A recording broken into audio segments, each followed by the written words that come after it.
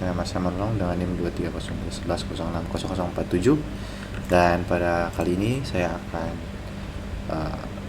mendemokan untuk praktikum modul kedua, di mana modul kedua ini berisi tentang Linux. Dan untuk yang pertama, kita akan masuk ke terminal dan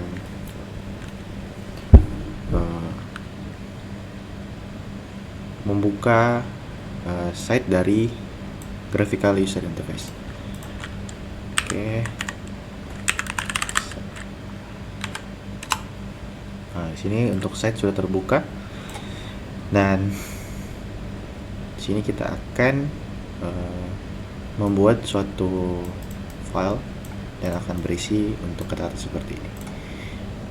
Kita akan copy saja sini.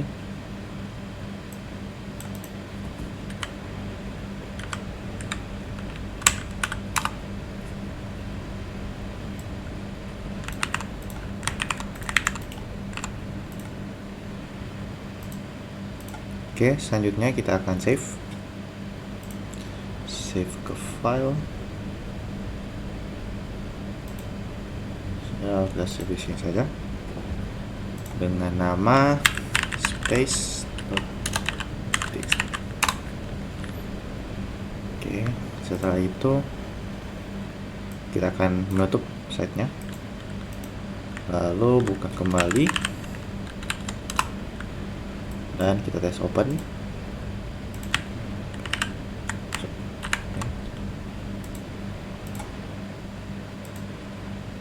Nah, di sini kita tidak bisa melihat untuk file yang baru saja kita buat tadi, karena untuk filteringnya di sini all source, sedangkan kita harus menggunakan all file untuk bisa melihat space.txt.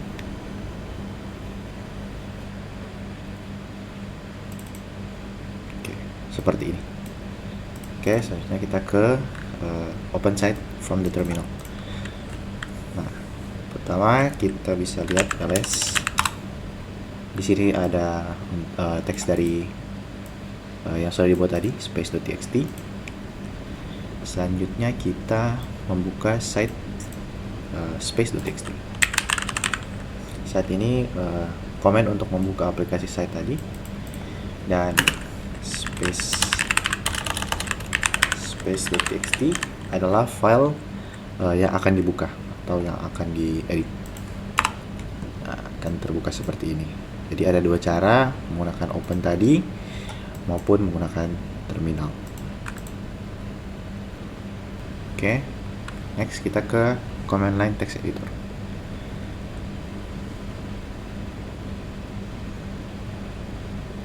Nah, di command line text editor ini kita akan menggunakan nano, misalnya seperti ini, nano space.txt.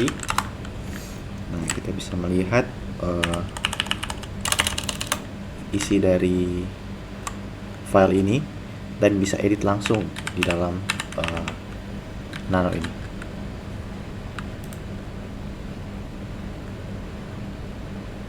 Nah, jika teks melebihi dari batas nano ini, maka akan ada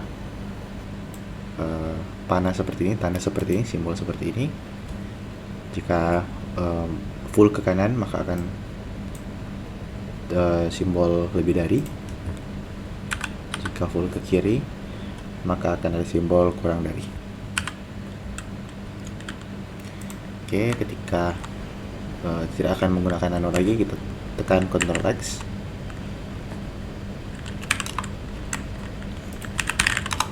Oke, selanjutnya kita akan menggunakan configuration files.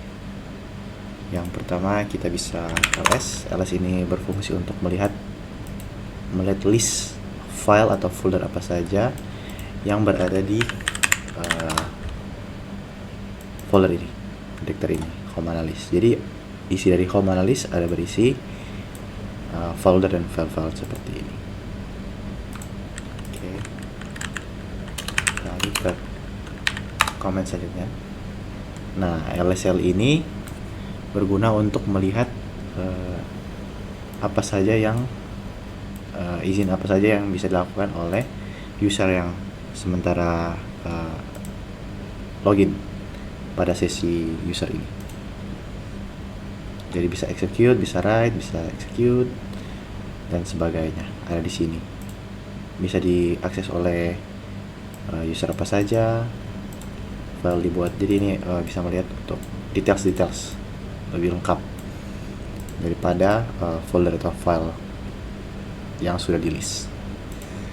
Oke, selanjutnya untuk komen ls min array. Sini bisa melihat untuk file atau folder yang dalam hidden files atau hidden folder. Nah, kalau kita ingin misalnya di sini ada bash.rc, kita bisa membaca isi dari file tersebut tanpa masuk ke nano ataupun file editor lainnya, text editor lainnya. Kita bisa menggunakan cat lalu nama file yang ingin kita lihat. Nah, seperti yang bisa dilihat.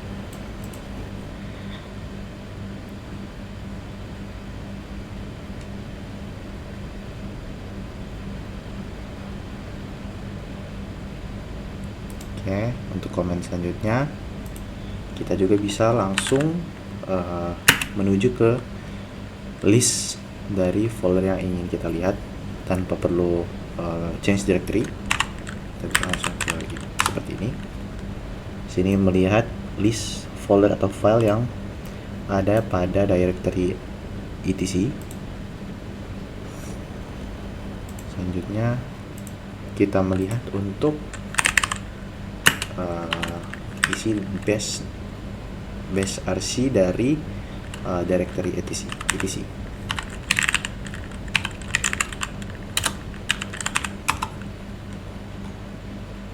Nah, kenapa di sini ada dua bash.rc?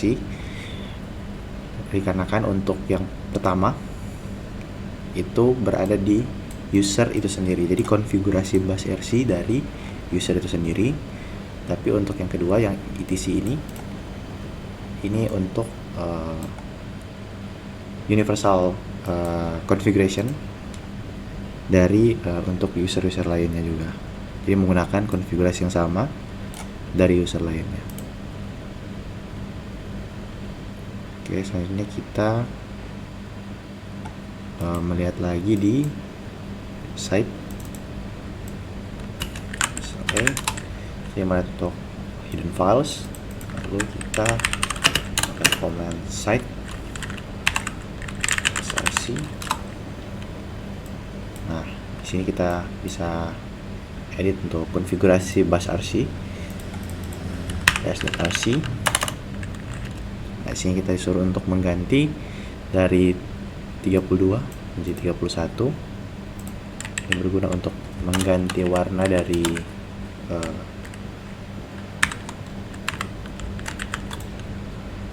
editor ini.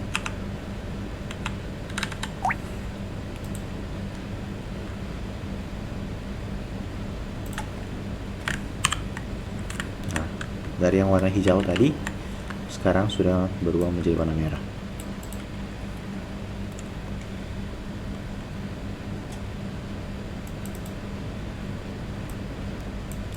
Oke, selanjutnya kita menggunakan cara nano. Ini kita akan mengganti dari 31 menjadi 33.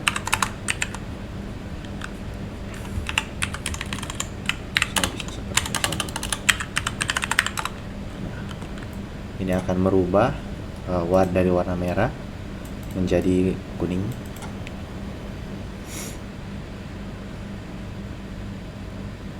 Oke, lanjut kita ke configuration file untuk services atau layanan-layanan yang ada. Kita menggunakan sudo nano l isi dx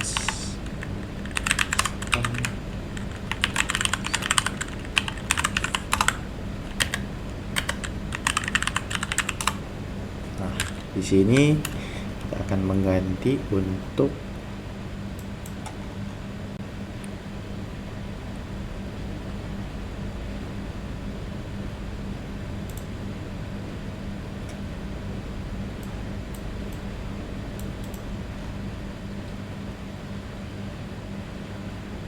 di line 39 kita akan mengganti dari port number 81 menjadi 8080.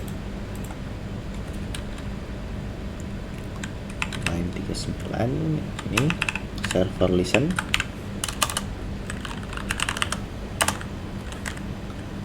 Setelah itu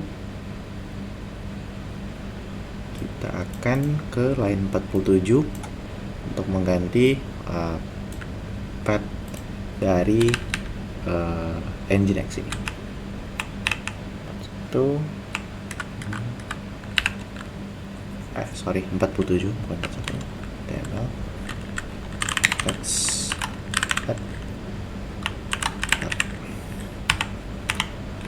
setelah sudah kita keluar,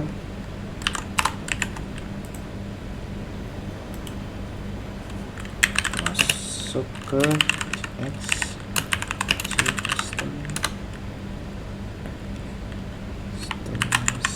server.conf, lalu cmd id.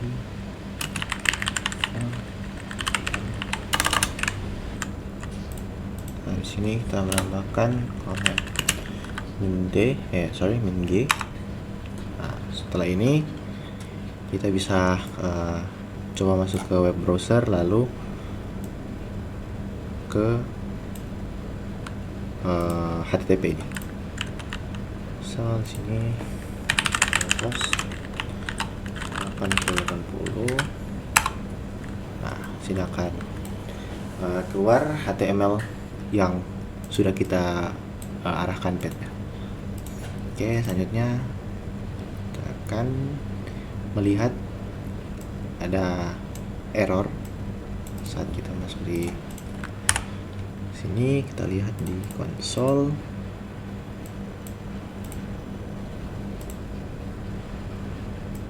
Nah, di sini ada 404 error favicon, dimana harusnya ini ada di dalam HTML, tetapi pada kali ini tidak ada favicon. Jadi ini mengembalikan status 404 atau not found, error not found. Oke, lanjut. Nah, sekarang kita akan matikan Nginx server dengan cara sudo kill Nginx. Kill Nginx. Sekarang kita menjalankan ketika kembali ke localhost, server akan mati dan web tadi tidak bisa diakses, HTML tadi tidak bisa diakses. Oke. Nah, di sini ada challenge di mana disuruh untuk mengedit menggunakan site. Ini sudo isi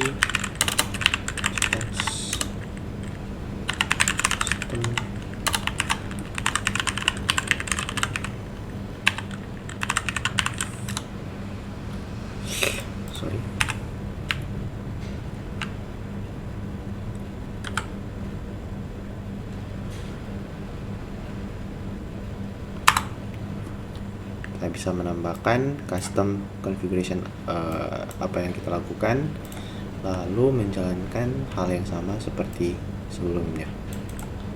Oke, next. Jadi untuk shell basics,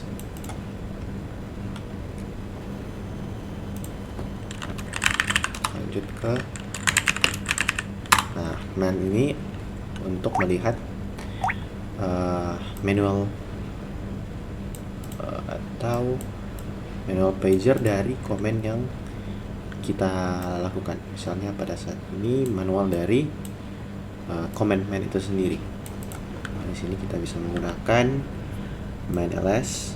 Jadi bisa menggunakan main ls untuk melihat apa saja yang bisa dilakukan oleh command ls dan yang lainnya. Misal untuk main cp.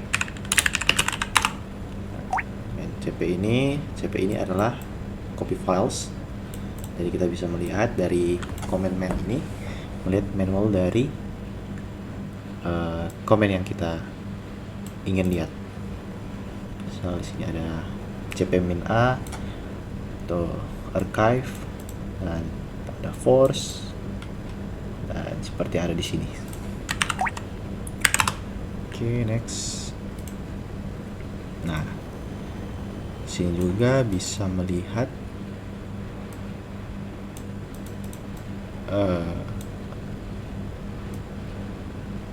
function dari pwd. Nah, seperti ini misalnya pwd. Kita bisa lihat kita berada di home analyst. Jadi kita bisa melihat apa saja yang berada di dalam sini. Lalu misalnya kita gunakan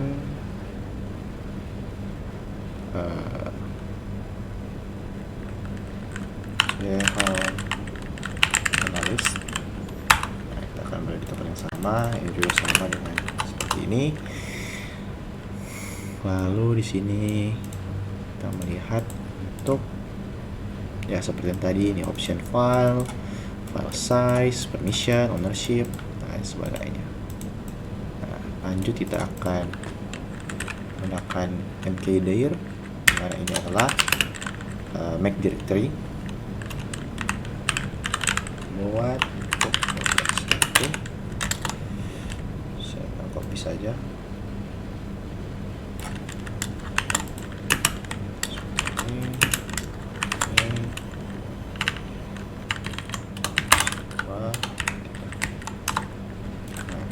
Lihat ada folder-folder baru, itu si ops folder 1, folder 2, dan folder 3.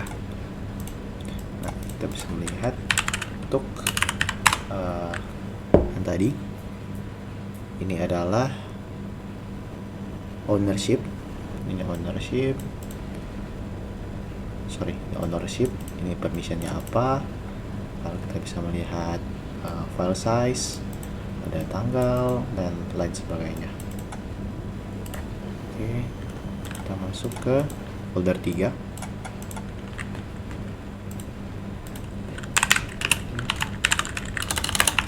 Seperti ini saja, cepat.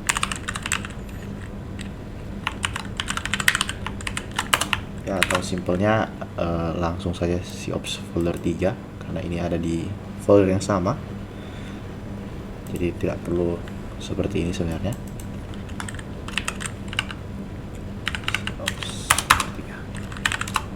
Ini kita sedang berada di si ops folder 3. Selanjutnya kita ada challenge baru lagi, mana menggunakan cd dan command ini, maka kita akan langsung ke home user yang ada. Nah, selanjutnya jadi seperti ini, misalnya kita berada di si ops folder 3. Jika kita menggunakan ini, maka kita langsung balik ke home user, home yang dimiliki oleh user. Oke, lanjut. Sini kita bisa juga melihat untuk bisa menggunakan lsla langsung ke path folder yang ingin kita lihat. Jadi tidak perlu masuk change directory lalu ini, tapi bisa langsung misalnya seperti ini.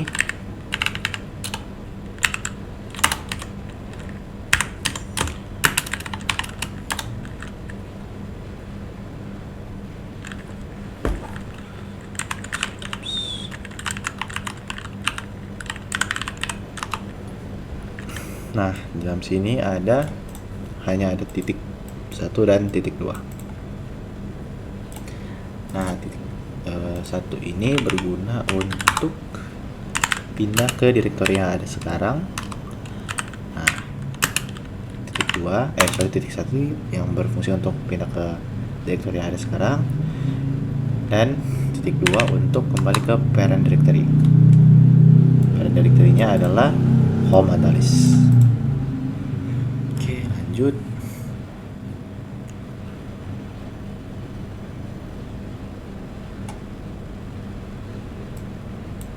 Nah, kalau misalnya kita change directory lagi, titik 2 ke parent lagi, ke parent lagi, ini akan dibatasi oleh root folder. Oke, lanjut sini. Oke, kita masuk ke echo. Echo ini bertujuan untuk menampilkan teks yang ada di tulisan tersebut. This is a message equal to terminal.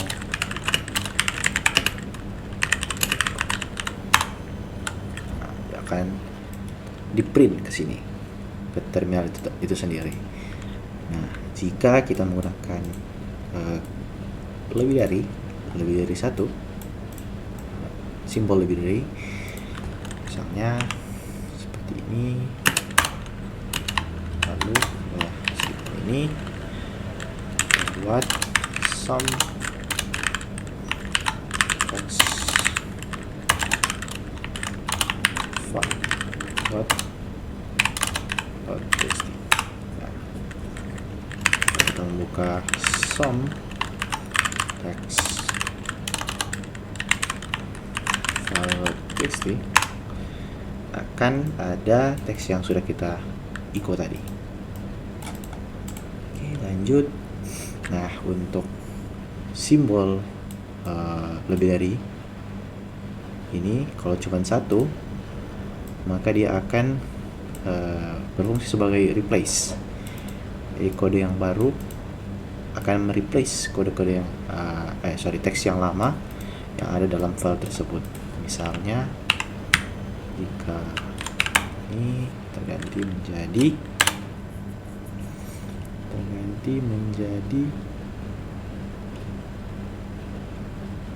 nah, ini saya menggunakan ini. Nah, maka isi dari some text file akan berbeda. Echo is a different message. Nah, bagaimana jika ingin menambahkan teks baru ke dalam file tersebut dengan cara seperti ini. Maka sekarang di sini untuk teks yang pertama dan ini untuk teks yang kedua. Echo is another line of text. This line, another line of text. Oke. Lanjut. Kita akan melihat cara kerja dari hidden files dalam Linux. Nah, seperti tadi, misalnya add file, juga kita bisa menambahkan .bash menambahkan dot pada depan files untuk membuat file tersebut menjadi hidden file. Misalnya seperti ini. Misalnya nanti kita akan buat ini command move. Jadi dari sini kita ke some titik some text file.txt. Kita lihat lagi min ls. Sekarang some file tersebut, nah ini sekarang sudah jadi hidden files. Misalnya kalau cuma ls, dia tidak akan muncul, file tersebut tidak akan muncul langsung. Oke, baik, itu saja dari saya, dan untuk tugas lainnya akan dilanjutkan oleh teman saya. Baik, di sini saya akan melanjutkan untuk halaman 18 untuk tugas 2. Sebelum itu perkenalkan, nama saya Riano Kaunang dengan NIM 2302110609090. Nah, di sini dalam halaman 18 diperintahkan untuk melakukan penghapusan folder SIOPS 1.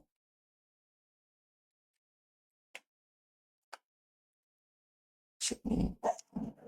Dan sini untuk SIOPS folder 1 sudah dihilangkan. Namun selanjutnya kita memindahkan file dan directory. Tadi dikarenakan kita sudah mengcopy file txt dari home. Baik, selanjutnya kita masuk ke step 3. Di sini kita akan memindahkan file yang telah kita copy tadi. Di sini kita menggunakan nama file txt dengan titik. Kita memindahkan ke titik, itu yang berarti yang kita memindahkan ke folder yang kita gunakan saat ini.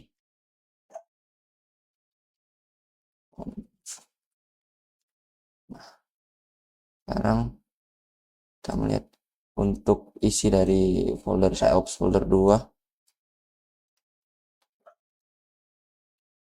Nah, sudah tidak ada. Sekarang kita lihat di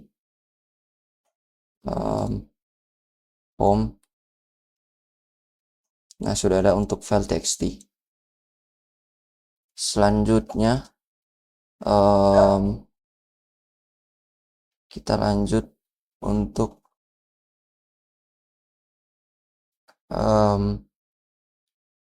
memindahkan folder. Sini kita untuk memindahkan folder kita menggunakan sama seperti tadi.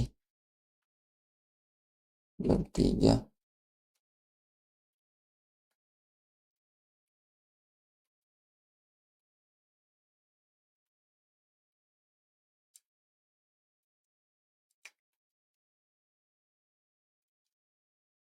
Nah, di sini sudah terpindah untuk folder SIOPS folder 3 ke dalam SIOPS folder 2.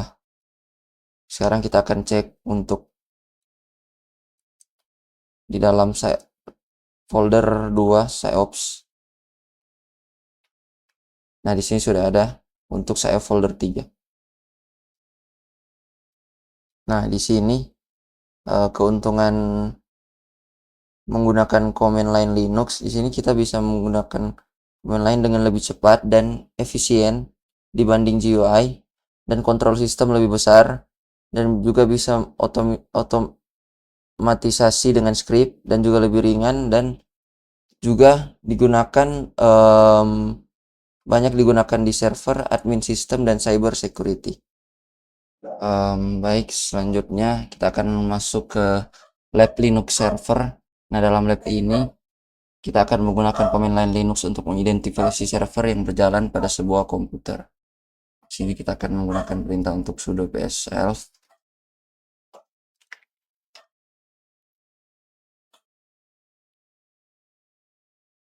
Maaf, ada kesalahan. Nah,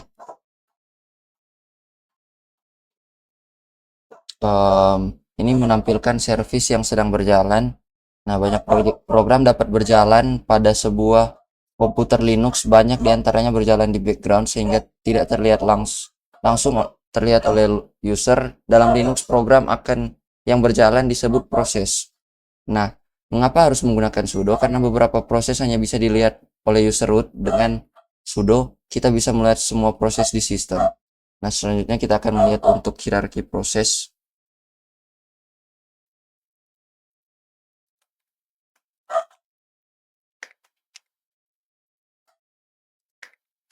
Nah, di sini perintah ini menampilkan untuk proses dalam bentuk tree atau hierarki.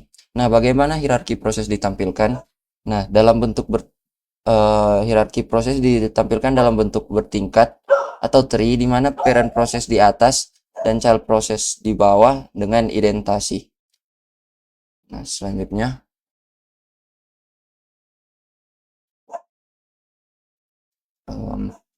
kita akan melakukan perintah net start untuk melihat koneksi dan jaringan server yang jalan. Nah, di sini outputnya akan sangat banyak. Selanjutnya kita menggunakan next start dengan opsi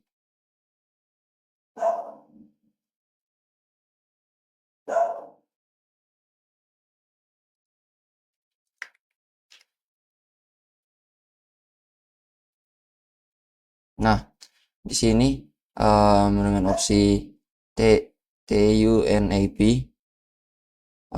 di sini means T menampilkan koneksi TCP, minus U menampilkan koneksi UDP, minus N menampilkan alamat dalam bentuk angka, minus A menampilkan semua koneksi, minus P menampilkan PID dan nama program. Nah, apakah urutan opsi itu penting? Tidak. Jawabannya tidak penting karena urutan opsi tidak mempengaruhi hasil.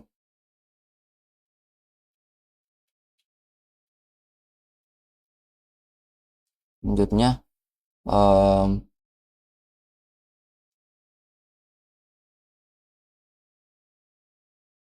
ini untuk penjelasan untuk output netstart. Nah, di sini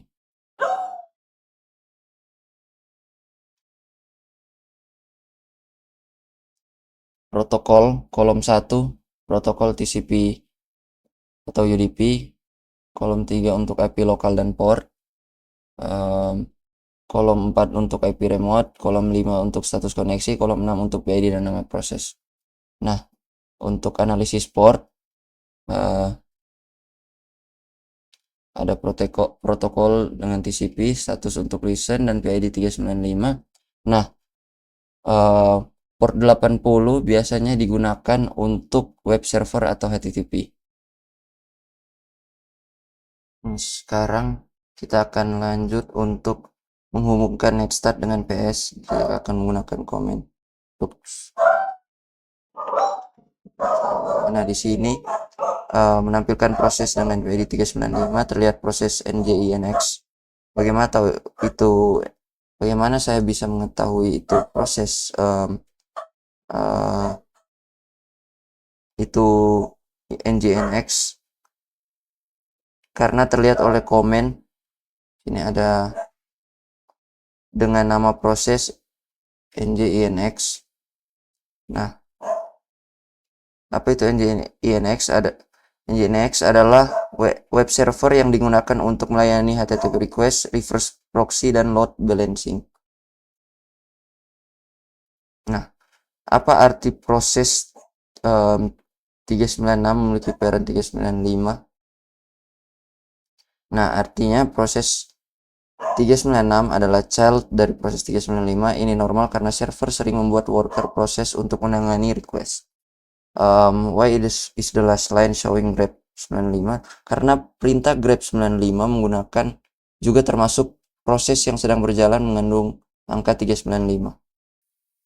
Selanjutnya kita akan masuk ke part 7, using telnet to test TCP service. Nah, di sini kita akan menggunakan perintah ini. Mengapa saya menggunakan port 80? Dikarenakan di NJINX saya menggunakan port 80.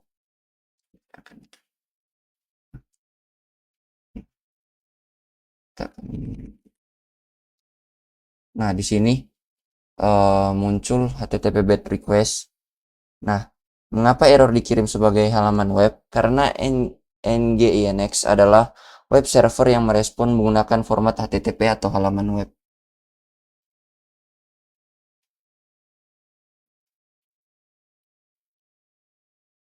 Nah, di sini informasi yang kita dapatkan itu NJINX adalah benar adalah web server.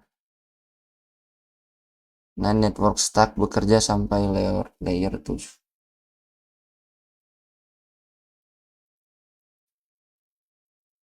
Selanjutnya kita akan testing SSH dengan telnet.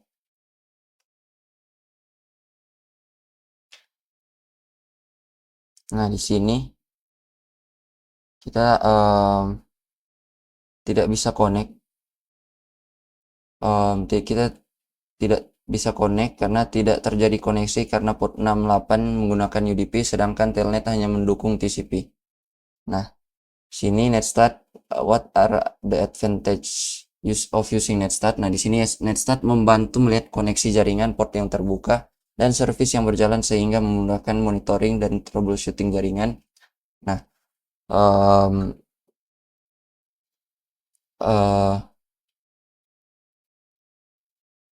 apakah aman kita menggunakan telnet?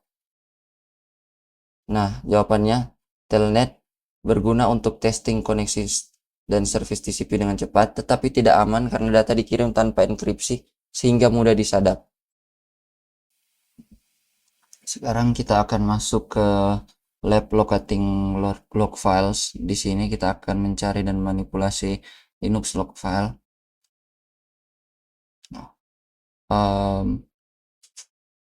Berdasarkan log entry yang ada di atas, yang terjadi adalah di sini server Apache menerima permintaan request dari klien dengan alamat IP 209.165.200.230 untuk mengakses file favicon.io yang berada di directory var www.apache-htdocs.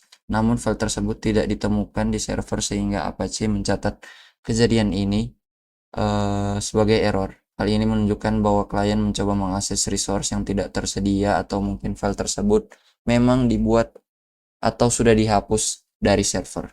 Sini kita akan menjalankan perintah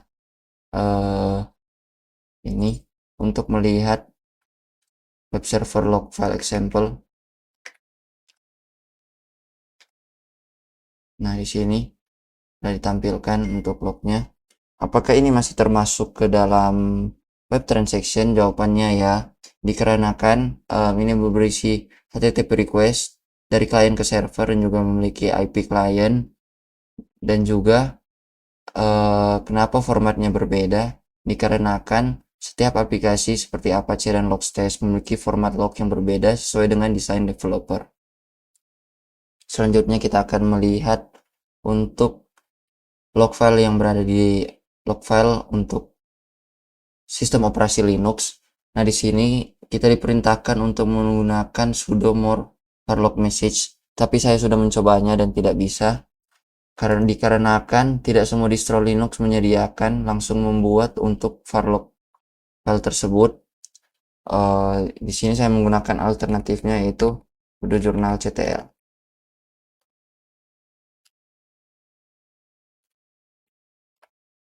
Nah, di sini telah ditunjukkan untuk log sistem operasi Linux.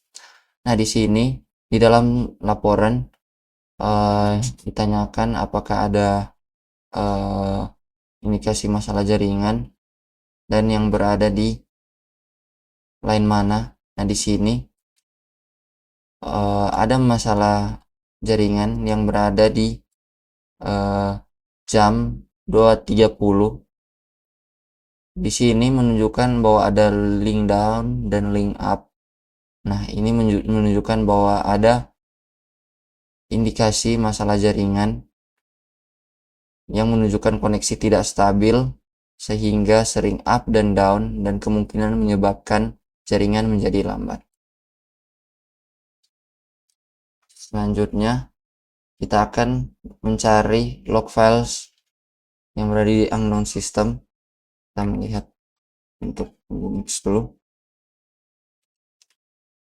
Nah, di sini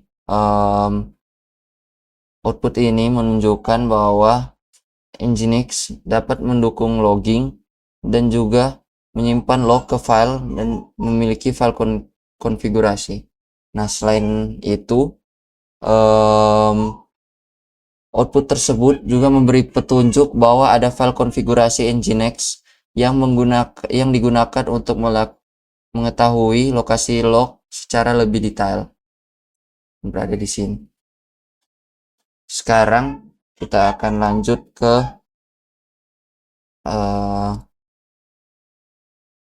melihat ini. Klik dulu. Melakukan perintah ini. Nah, di sini Nginx saya belum berjalan.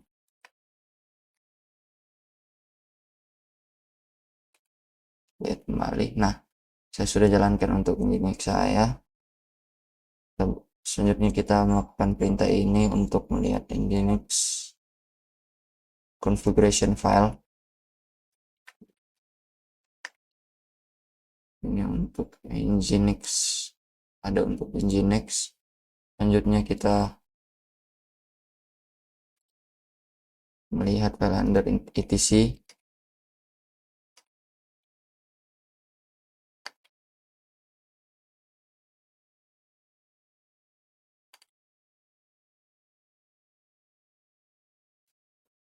Nah, di sini ada untuk file configuration-nya. Sekarang kita akan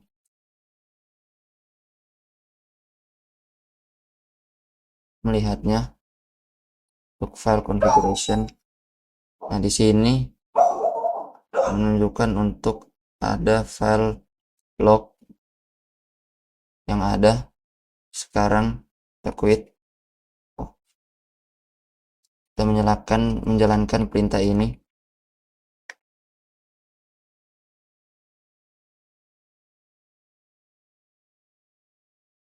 Kita mencari untuk file nginx, ini mencari log untuk file nginx, file log slash log.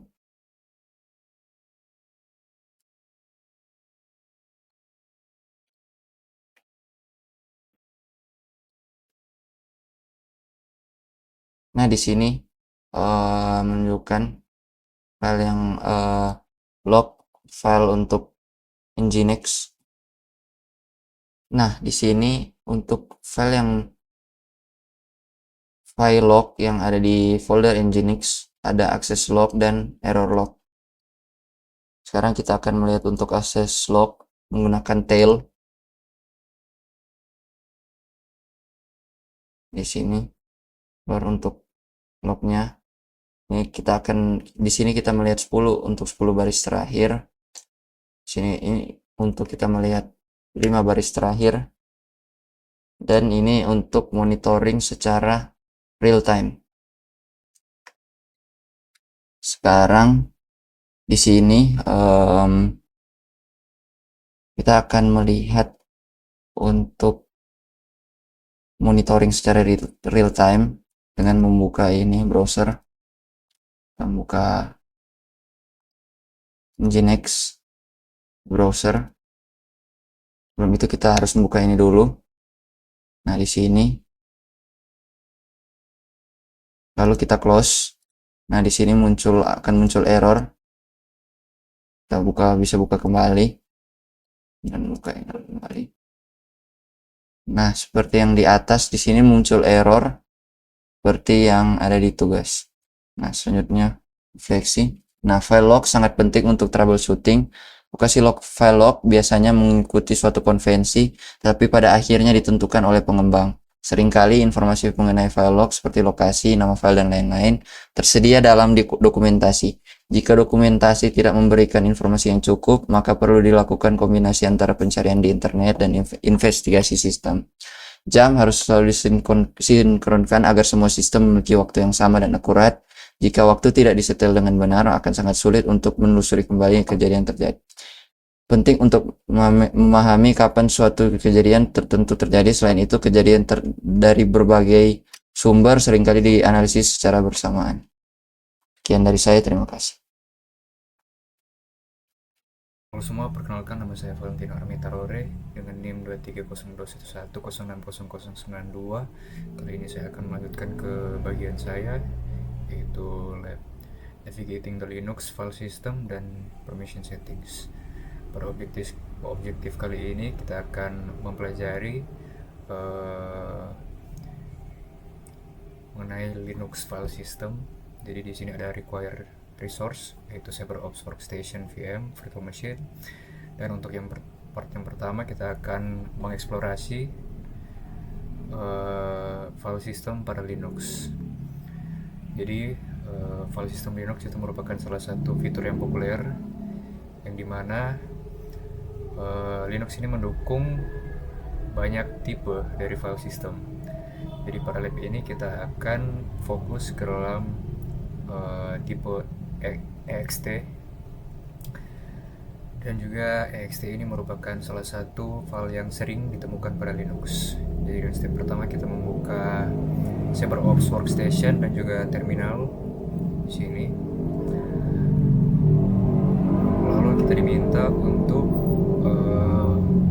menampilkan file system yang sedang kita jalani dengan menggunakan perintah lsplk.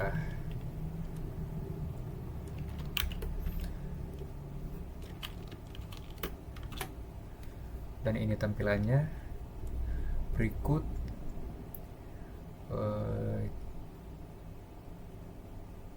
kita akan menggunakan perintah mount untuk menampilkan lebih banyak detail informasi tentang file system yang kita gunakan sekarang.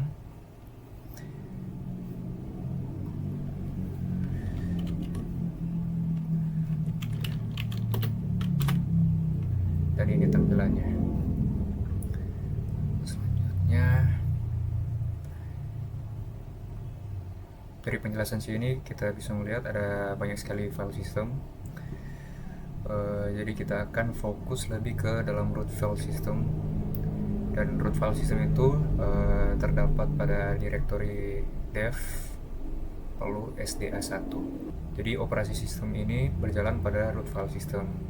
Jadi semua program, alat, dan juga konfigurasi file itu disimpan pada root file system by default. Selanjutnya kita akan menjalankan perintah mount, tapi kali ini kita menggunakan pipe untuk mengirim output dari grep untuk memfilter output dan juga menampilkan hanya root file system.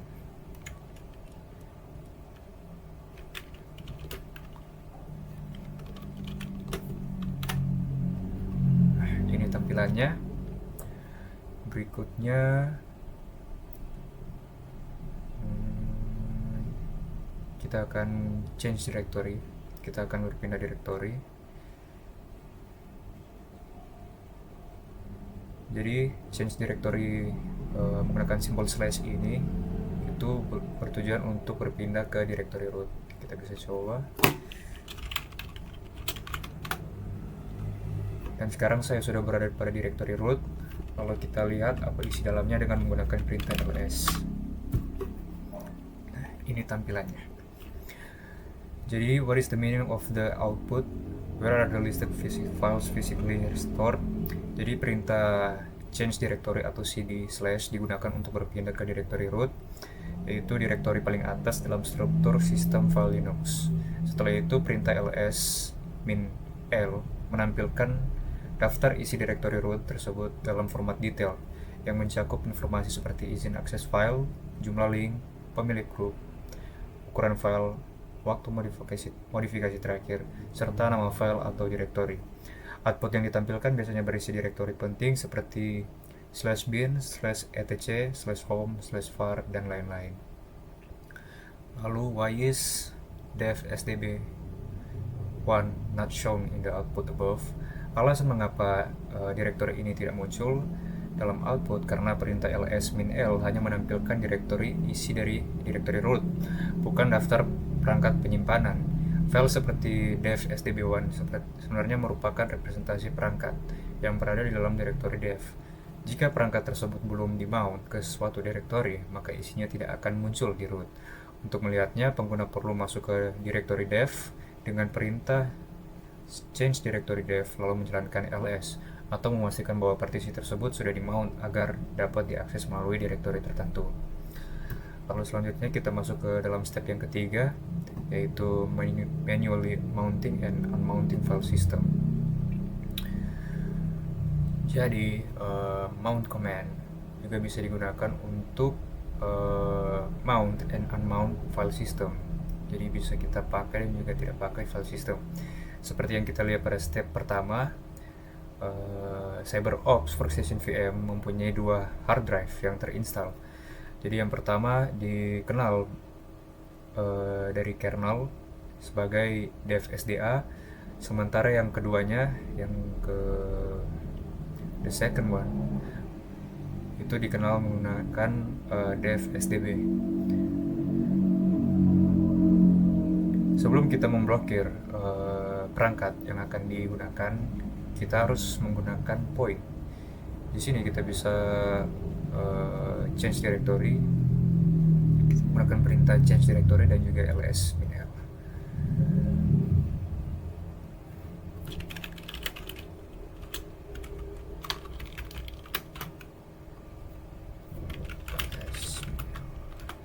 Dan beginilah tampilannya. Jadi ini ada catatan bagaimana apabila direktori dari second drive tidak muncul atau tidak ada, kita bisa menggunakan perintah mkdir atau make directory dengan nama second drive untuk membuatnya. Dan juga sini ada catatan tergantung dari state dari VM kita. Jadi barisan kemungkinan ada perbedaan dari file dan juga directory.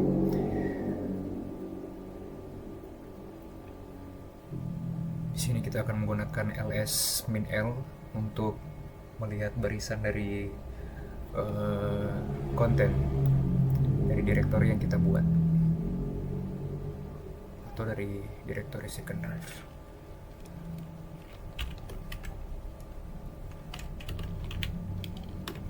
Dan di sini isinya 0.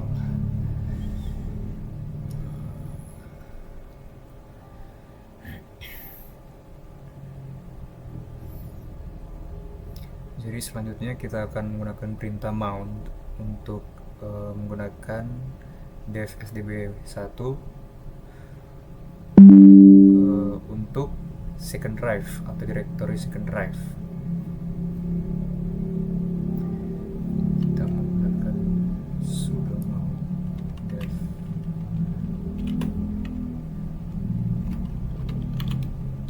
Di sini kita diminta untuk mengisi password, kita bisa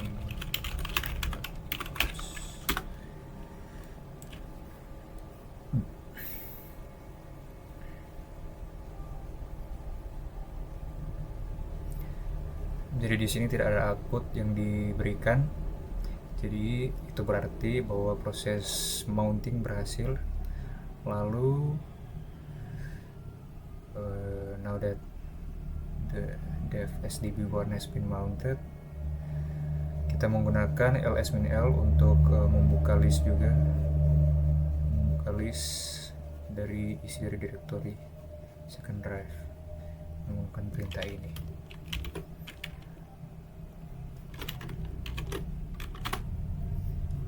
Dan ini isi dari directory second drive.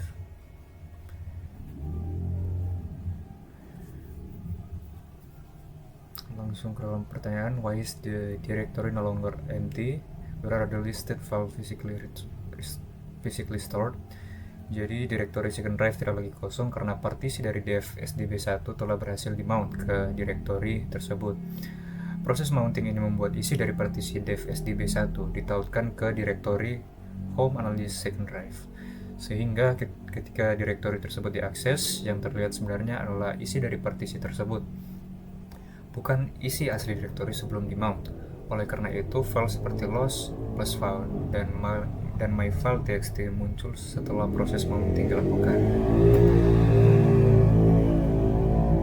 Selanjutnya kita akan menggunakan perintah ini, issue the mount command with no option again to display detailed information.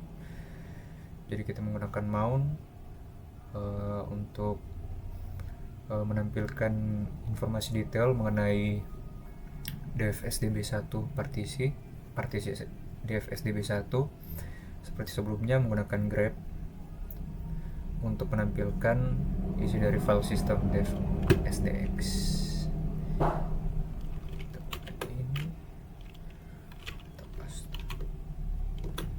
Nah, ini tampilannya. Jadi untuk unmounting file system itu juga simple.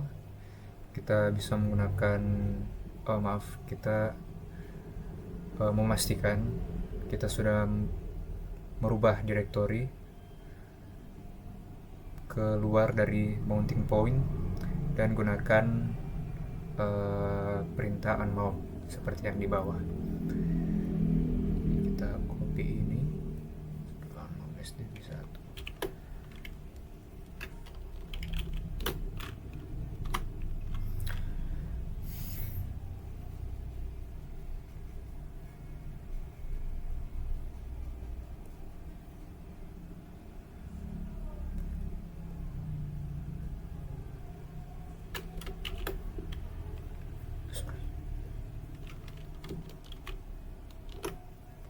Ini tampilannya. Lalu selanjutnya di part yang kedua, file permission. Linux file system. Jadi dalam file system Linux di build fitur yang dimana kita diberikan kendali untuk melihat, mengganti dan juga menavigasi dan juga mengeksekusi konten dari isi dari file system. Secara esensial, setiap file pada file system mempunyai permisinya sendiri atau izinnya sendiri. Jadi always carrying a set of definition. Jadi selalu mengangkut definisi mengenai data dari user, group, dan juga apa yang bisa dilakukan dengan file itu. Jadi yang pertama kita bisa menjalankan perintah ini. Kita akan change directory.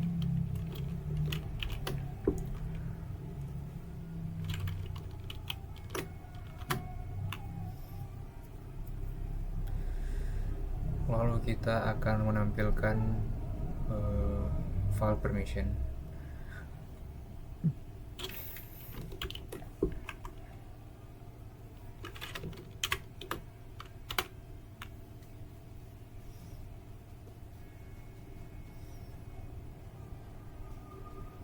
Nah, di sini ada highlight untuk file sciops mn. Consider the sciops mn file as an example. Who is the owner of the file? How about the group? Berdasarkan output dari ls-l, file sciops mn dimiliki oleh user analyst sebagai owner dan juga berada dalam grup analis. Artinya pengguna analis adalah pemilik utama file tersebut, dan file tersebut juga termasuk dalam kelompok atau grup yang sama, yaitu analis, sehingga anggota grup tersebut memiliki hak akses tertentu sesuai izin yang diberikan. The permission for sciops mn are rwrr. What does that mean? Tanda min di awal menunjukkan bahwa itu adalah file biasa, bukan directory. Kemudian rw min berarti owner atau analis, memiliki izin read dan write, tetapi tidak memiliki izin execute. Selanjutnya rmin pada bagian grup berarti anggota grup yang hanya memiliki izin read saja tanpa write atau execute. Dan untuk terakhir, untuk r pada bagian others atau pengguna lain juga berarti hanya memiliki izin read saja. Jadi secara keseluruhan hanya pemilik yang bisa memiliki dan juga membaca dan mengubah file, sedangkan pengguna lain hanya bisa melihat isi file tanpa bisa memodifikasinya. Jadi kita akan menggunakan perintah perintah touch. Ini memperbolehkan kita untuk membuat teks file baru. Lalu kita menggunakan perintah ini.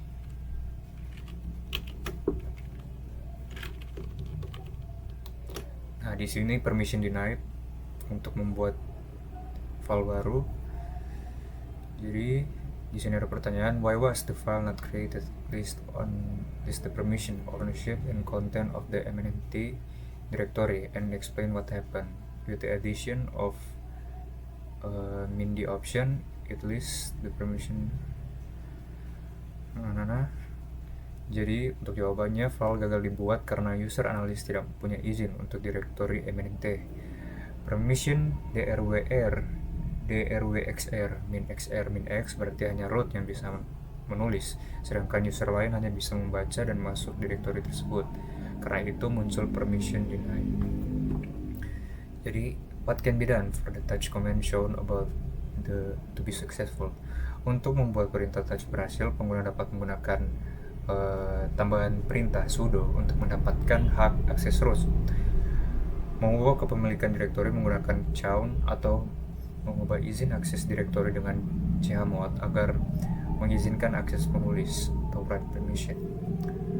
Jadi kita menggunakan perintah chmod untuk mengubah izin untuk file atau direktori tersebut. Seperti sebelumnya, mount the dev sdb1 atau masuk dalam dev sdb1, dan kita masuk ke dalam home analyst second drive yang sebelumnya kita telah buat menggunakan perintah sudo mount.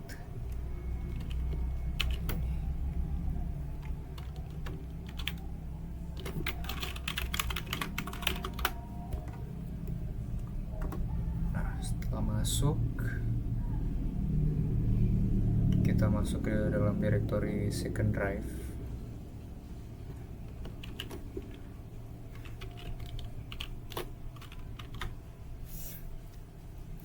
Nah, di sini kita telah masuk di second drive. Selanjutnya kita akan melihat daftar dengan menggunakan LSL.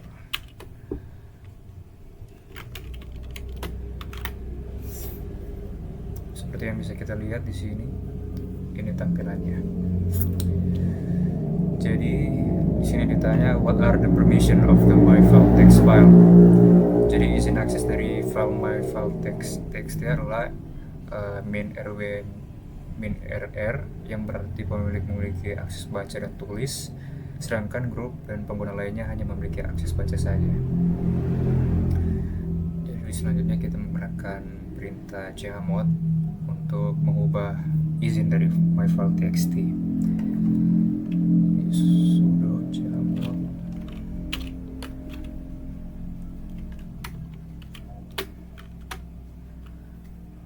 Lalu kita masukkan LSL.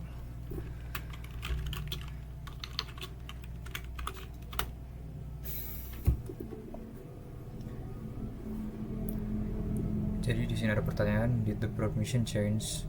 Jadi what are the permission of my file txt sekarang? Nah, di sini izinnya telah berubah berdasarkan output dari LSL yang baru. Izinnya sekarang adalah min rw min rx, yang berarti izinnya telah berubah.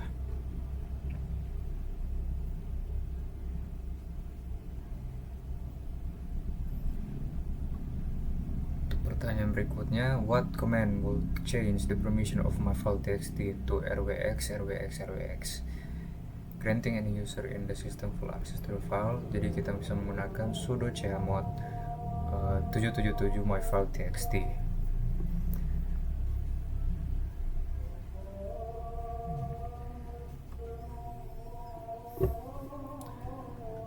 Dan selanjutnya kita akan menggunakan command chown untuk mengubah kepemilikan dari file dan direktori tersebut.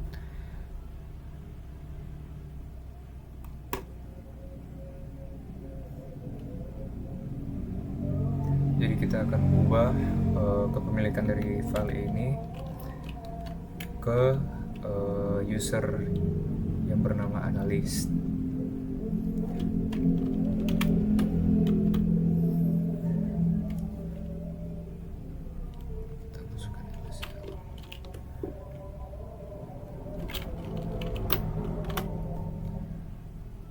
Oke, seperti yang bisa dilihat di sini untuk usernya telah berpindah ke analyst.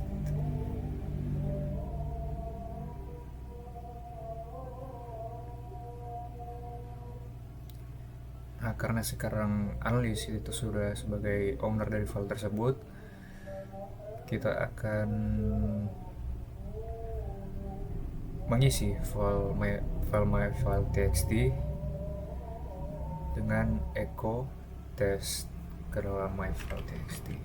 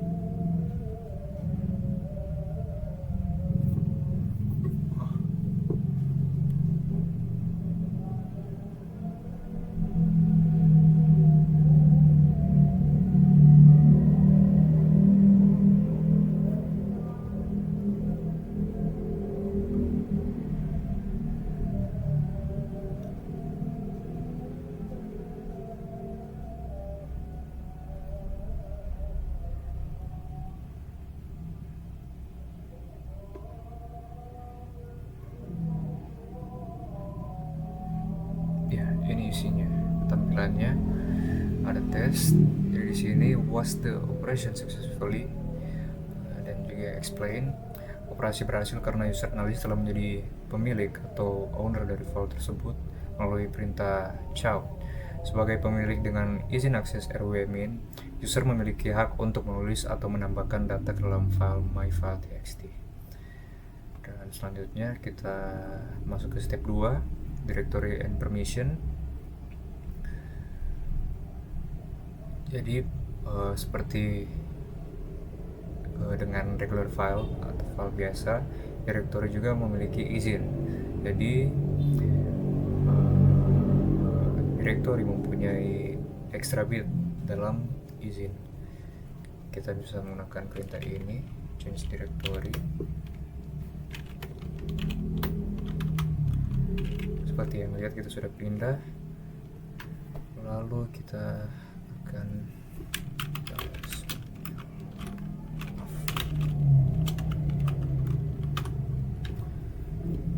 dan ini tampilannya. Lalu compare the permission of the malware directory with the mininet service file. What is the difference between their permission? Jadi perbedaan utamanya terletak pada tipe objeknya. Malware adalah sebuah direktori atau bisa dibilang ditandai dengan awalan D, sedangkan mininet underscore service adalah sebuah file biasa ditandai dengan awalan min. Meskipun keduanya memiliki string izin yang sama, rwx r min x rx, pada direktori izin x berarti kemampuan untuk mengakses folder, sedangkan pada file berarti kemampuan untuk mengeksekusi file tersebut.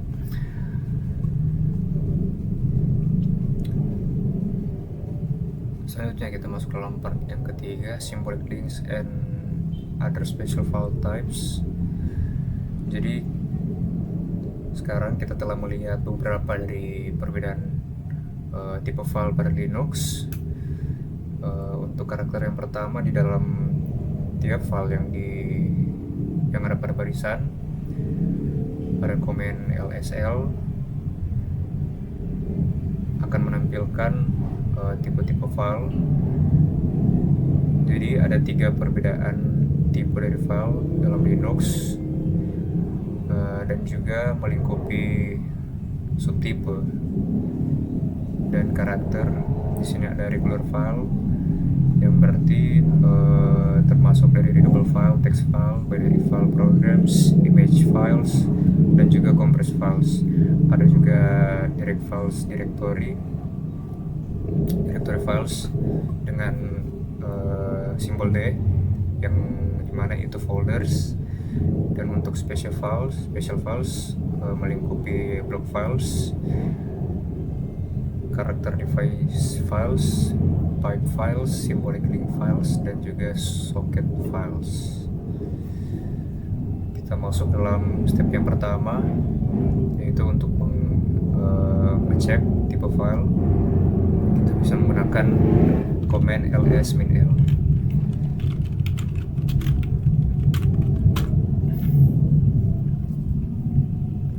Sudah ditampilkan.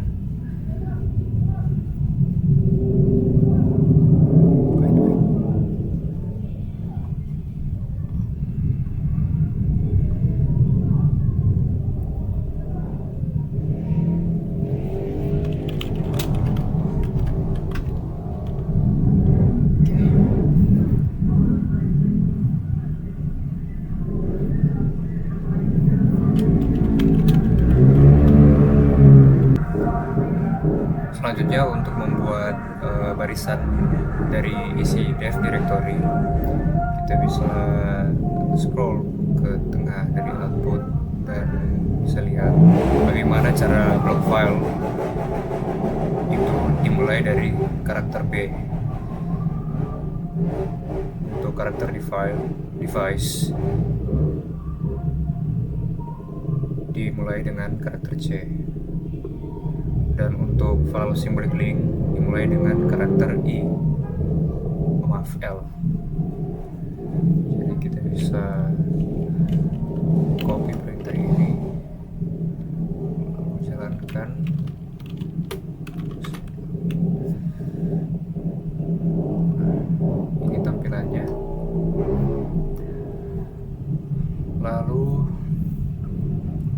untuk symbolic link pada Linux, shortcutnya itu mirip dengan Windows. Ada dua tipe tautan atau link pada Linux, yaitu ada symbolic links dan juga ada hard links.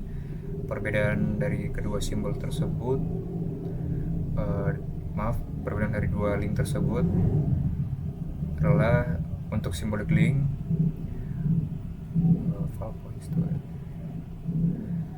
jadi symbolic link itu menuju ke nama lain dari file tersebut, dan untuk hard link file itu ditujukan untuk konten dari file lain.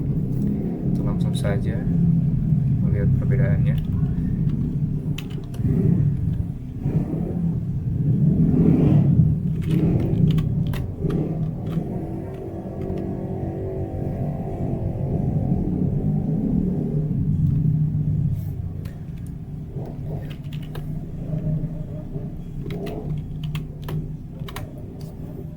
Nah, ini isi dalamnya. Lalu kita coba ini.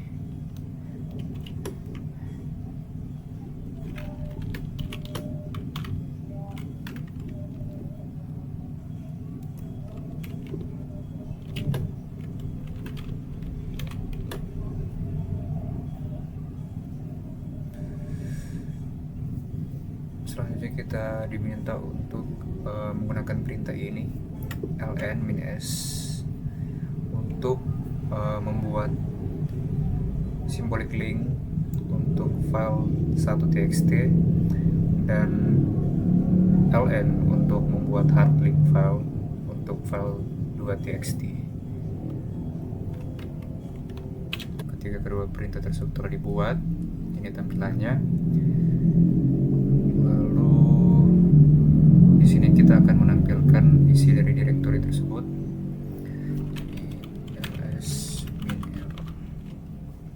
Nah, seperti yang dilihat di sini ada dua tampilan, file simbolik dan juga file hard.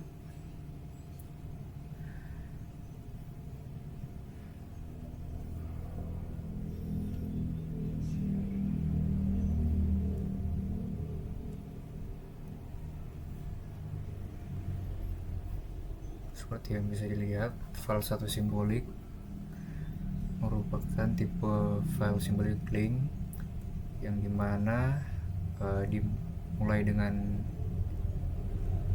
L pada bagian awal pada line dan juga pada pointer L, dan ada pointer ditujukan ke file 1.txt. Dan untuk file 2 hard muncul menjadi file reguler, dikarenakan regular file itu ditujukan untuk inode yang sama pada hard disk sebagai file txt. Dengan kata lain, file to hard itu ditujukan untuk atribut yang sama, dan blok disk, lokasi blok disk seperti file 2.txt. Dan selanjutnya kita akan mengubah nama dari file original, file 1.txt dan file 2.txt, dan kita akan memperhatikan bagaimana itu berefek pada filing dengan menggunakan perintah env file txt.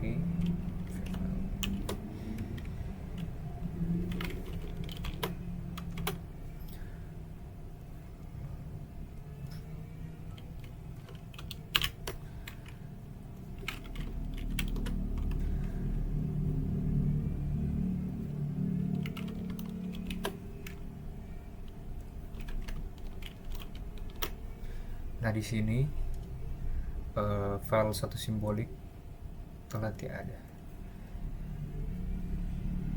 Dan kalau untuk ini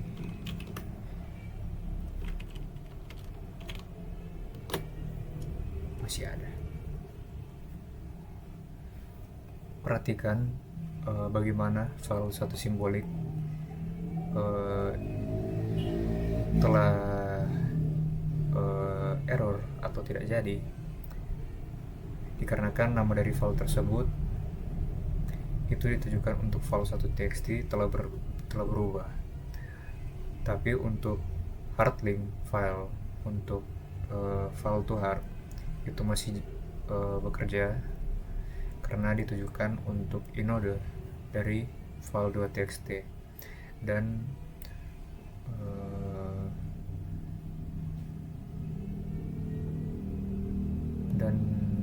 namanya sekarang merupakan file 2 new txt. Jadi, what do you think would happen to file to hard if you open a text editor and change the text in file to new txt? Jadi, isi dari file to hard akan ikut berubah. Hal ini terjadi karena file to hard dan file 2.txt, 2 new txt adalah hard link yang menunjuk ke inode yang sama di disk. Oleh karena itu, keduanya berbagi konten data yang sama secara real time. Oke, demikian bagian saya. Terima kasih.